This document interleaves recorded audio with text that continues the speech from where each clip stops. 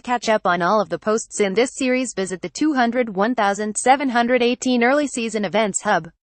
What is it? The Wooden Legacy. How long has this event been around? Since this tournament has a more complex history than most of the ones ESPN has launched, I will defer to my 2015 primer. Wooden Legacy is the result of the merger of the '76 Direct Anaheim Classic, which ESPN created as the Disneyland equivalent of the thenOld Spice Classic, now AdvoCare Invitational, in 2007, with the non-exempt John R. Wooden Classic. That event began in 1994 as a neutral site doubleheader at the Honda Center, or Arrowhead Pond as it was then called. This event always featured UCLA, and in its final two seasons, 2011 and 2012, was reduced to one game, with the 2011 edition a conference game against Arizona. The '76 Direct Anaheim Classic was played at the Anaheim Arena, which is part of the Convention Center complex directly across Catella Street from Disneyland. This is where I spent Thanksgiving weekend of 2009. When and where is it? Since the merger, the event featured split venues, with the Titan Gym on the campus of Cal State Fullerton hosting Thursday and Friday's action and the Honda Center in Anaheim serving as the venue for the finals. However, for this season and 2018, Titan Gym will host all 3 days of action.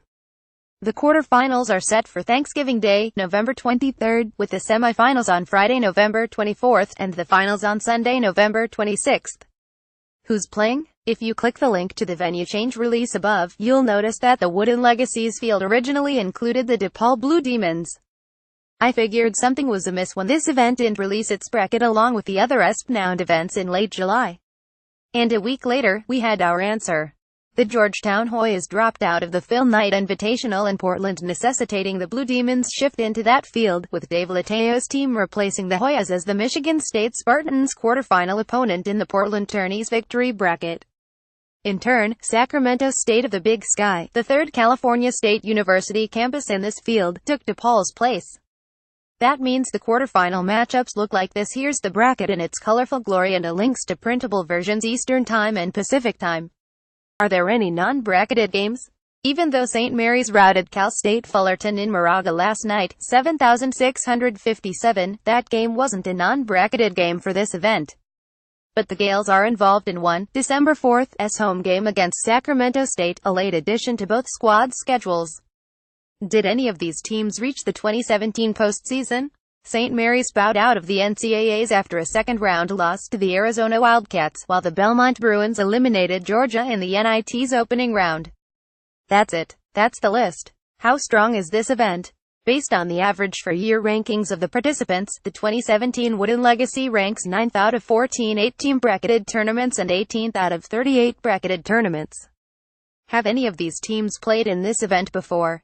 San Diego State is the only former champion in the field. The Aztecs stunned the Marquette Golden Eagles in 2013's final. St. Mary's twice participated in the old Anaheim '76 DirecTV Classic, going 21 in 2008 and 12 in 2012. Washington State dropped all 3 of its 2011 games, while Cal State Fullerton has won just once in 6 tries over 2 appearances, 2008's '76 Classic and 2013's Wooden Legacy. What about other ESPN events tournaments? San Diego State has twice reached the Diamond Head Classic final, winning last season over the San Francisco Dons and losing 2012's edition to Arizona. Washington State did so once, falling to the Butler Bulldogs in 2010. However, the Cougars' 2015 trip to Honolulu, a 7th-place finish, wasn't as successful. On the other hand, Harvard finished as runner-up to the Oklahoma Sooners that same season. St. Mary's 2 trips to Oahu resulted in 3rd place 2009 and 9th place 2013 finishes. St. Joseph's defeated Wazoo in the 5th-place game of the thenOld Spice Classic at Walt Disney World in 2013 and managed a 3rd-place finish at the 2011 Charleston Classic. Georgia went 0-2 in New York in 2014's NIT season tip-off. St. Joe's didn't face the Bulldogs in that tournament, and the Hawks dropped their lone, showcase game at MSG to the WKU Hilltoppers. UGA also went 0-3 on its 2013 Charleston Classic trip and only managed to defeat the Manhattan Jaspers in the 2010 Old Spice Classic. Amazingly, this will be Sacramento State's first appearance period in an exempt tournament since I started tracking them. Are there any other notable recent meetings between these teams? Most notably, St. Mary's eliminated Georgia in the second round of the 2016 NIT by a 7,765 score in Moraga. At the start of the most recent 10-season window, the Gales and San Diego State had a nice little rivalry going.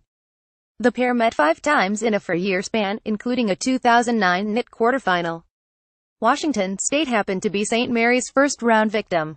That postseason game was one of 2 Aztec victories in the series. The other came in the last meeting, back in December 2010. Harvard and St. Joseph's knocked each other off at home in December 2011, a Crimson victory, in November 2012, a Hawk triumph. Weeks after that second meeting, St. Mary's won a 7,069 thriller over the Crimson on New Year's Eve 2012. Somewhat surprisingly, the 3 Cal State University squads don't share a whole lot of history. Cal State, Fullerton, and Sacramento State each claimed a home win in a series played in December 2013 and 2014, while the Titans lost their most recent meeting with San Diego State, played back in December 2009. St. Mary's swept a home-and-home from the Titans that ended in 2008. Washington State has won 4 home games played against Sacramento State during the past 10 seasons, the first in November 2008, the last coming last December. The Cougars also shared the 2016 Paradise Jam field with St. Joe's, but the two didn't meet. Who won 2016's edition? Lonzo Ball and the UCLA Bruins improved upon their 0-3 appearance in the 2009 76 Classic by knocking off the Texas A&M Aggies in last season's wooden final. Did any 2016 teams reach the postseason? The Bruins' season ended in the Sweet 16, and they were one of 3 squads to make the field of 68. Both the Dayton Flyers and Virginia Tech Hokies dropped their openers, however. None of the other 5 squads managed a postseason appearance. Will this event be on TV?